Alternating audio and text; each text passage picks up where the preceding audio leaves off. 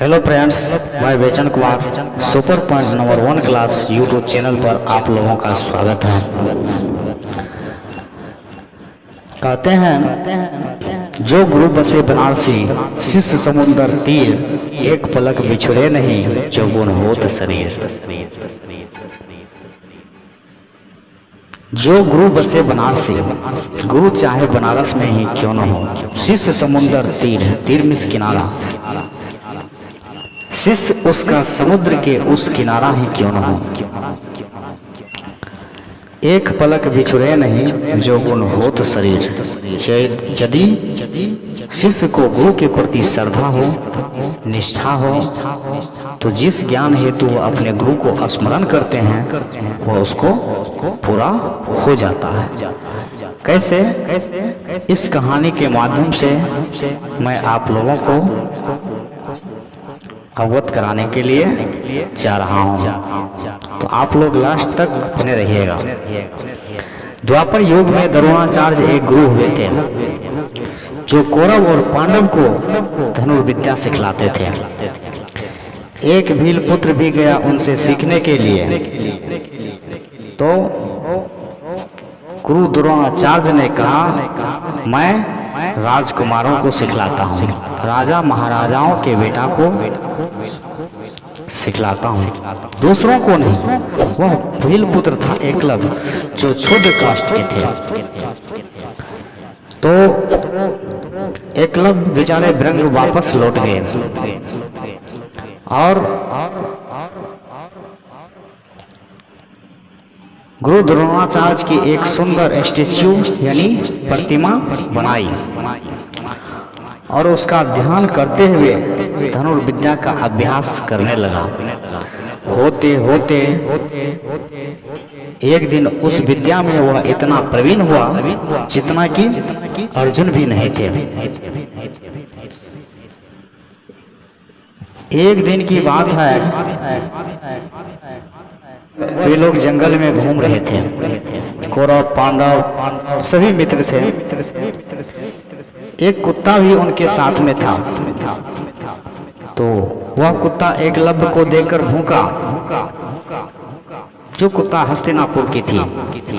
एकलव्य ने उस कुत्ते के मुंह में इतने तीर मारे कि उसका मुंह तीरों से भर गया, परंतु एक बूंद भी खून नहीं गिरा। और उस कुत्ते के पीछे पीछे वे लोग चले और वह कुत्ता एकलव्य की कुटिया के पास जाकर खड़ा हो गया। गुरु द्रोणाचार्य देखकर बड़ा भौचक रह गए, आश्चर्यचकित हो गए।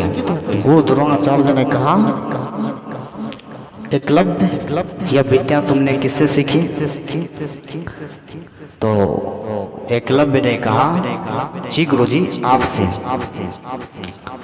आपकी प्रतिमा यानी मूर्ति बनाकर और उसका ध्यान अभ्यास करके मैंने इस विद्या को हासिल किया। कहने का अभिप्राय यह है कि